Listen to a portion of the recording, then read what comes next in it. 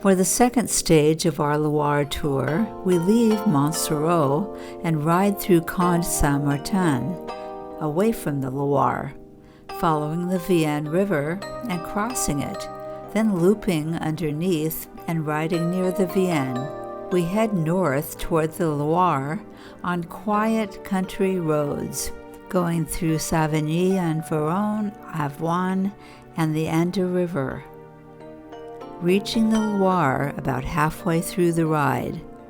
Then we proceed next to the Loire for 17 kilometers, crossing on Pont Langeais into the village of Langeais, a 38-kilometer, mostly flat ride. We leave our hotel on a gentle downhill that quickly takes us to a roundabout in Conde Saint-Martin, where we merge with the main highway. We continue past the Collegiate Church of Saint-Martin, where he died around the year 400. His tomb is located upriver in Tours. Our route takes us away from the highway to a path on the bank of the Vienne River, and underneath the bridge we'll soon be crossing. A brief climb brings us to bridge level, and we proceed to cross the Vienne River on the D7 road. There's no bike lane on this bridge, but there is little traffic. Shortly after crossing, we need to circle back to the Vienne. The turn is marked, as are most of the directions in the route. After a big loop, we ride beneath the D7 bridge on a bike path known as a voie verte, a greenway. Again, the bike signs guide the way as we head back to the Vienne. The Bivouac de Vienne is obscured to our right as the route sign points our route to the left, heading due north. If we were camping, the Bivouac de Vienne welcomes campers by car or bike. Most of this ride is on minor paved roads with little or no traffic, perfect for enjoying the natural beauty of the countryside. Occasionally, we're passed by road cyclists out for their training ride, but there's no reason to hurry here as you enter Savigny and Véron. Soon we reach the centre-ville at a square in front of Église Saint-Michel.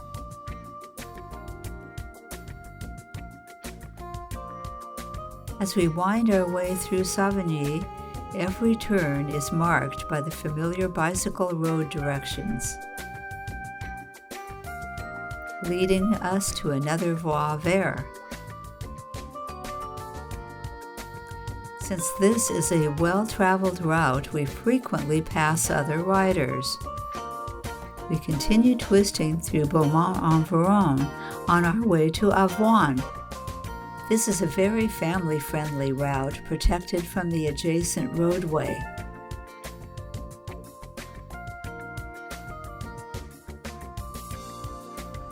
As we leave Beaumont, the route becomes technical, with several twists and turns as we enter Avoine.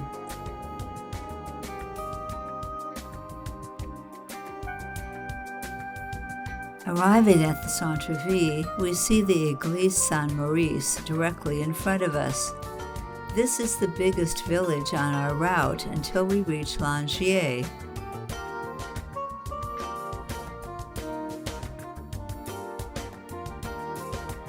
Following the directions from the centre, we're soon riding beside a large sunflower field.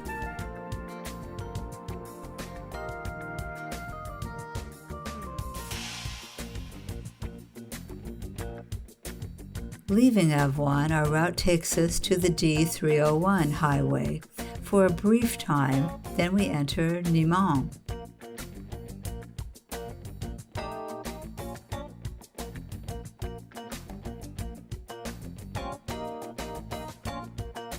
The main roundabout in Nîmes leads to a bike path and the best way for cyclists to get to the Loire. This turn can be easy to miss. The sign warns of falling branches. This narrow bridge is our halfway point. Crossing the Indre River is our second crossing of the day, and like any bridge, riders need to be watchful for automobile traffic. Fortunately, we're sharing with other cyclists. Soon we're riding beside the Loire. It's hidden by trees, but only about 50 meters away.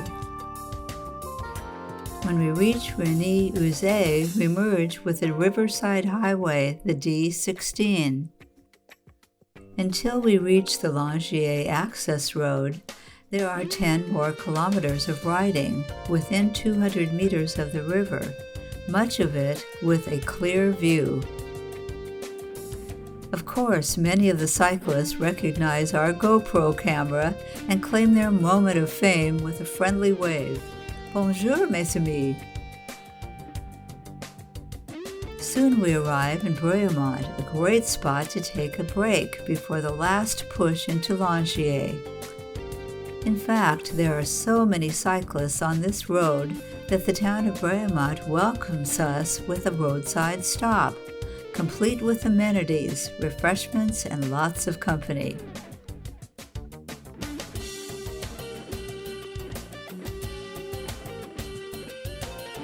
At La Chapelle-Arnaud, we approach the Langeais access road and follow the D57 into the village.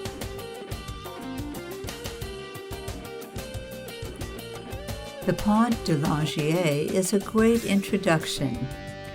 Originally built in 1849, it has been destroyed 5 times but still maintains its Gothic style that mirrors the design of the chateau.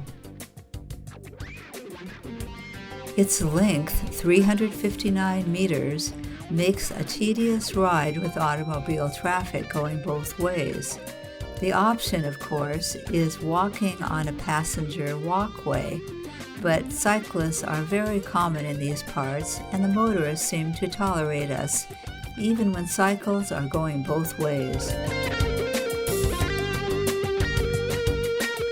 Arriving at the end of the bridge, the first thing we see is a busy highway, but the bike sign on the other side is our clue to cross the highway to the bike path. This leads down beneath the railroad tracks and into the quiet streets of Langeais. We stayed at a fleur-de-lis B&B, which is conveniently located within walking distance of the chateau. Langeais is a small, compact town with about 4,500 inhabitants. Its history dates back to the 10th century. The village itself is small, perfect for strolling, shopping, wine tasting, family activities, dining, and relaxing. Its main attractions are the stately chateau and garden that were built in the middle of the 15th century.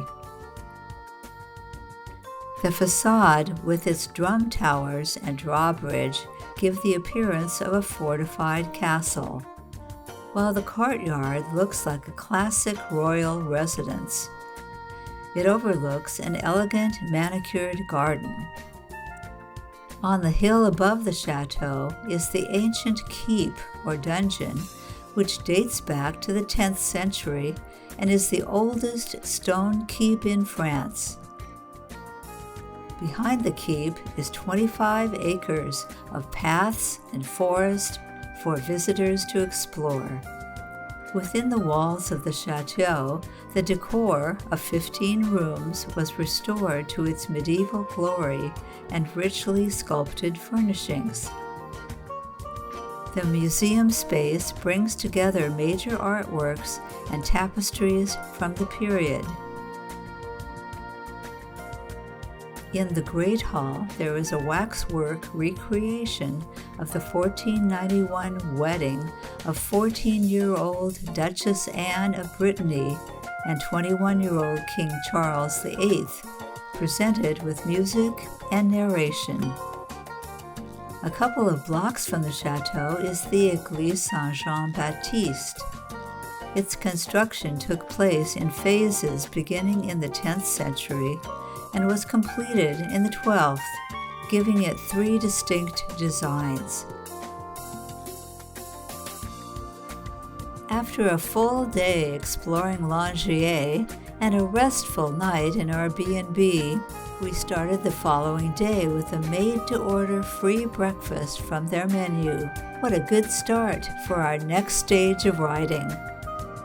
Thank you for watching this video. Subscribe below to be notified as more stages are released.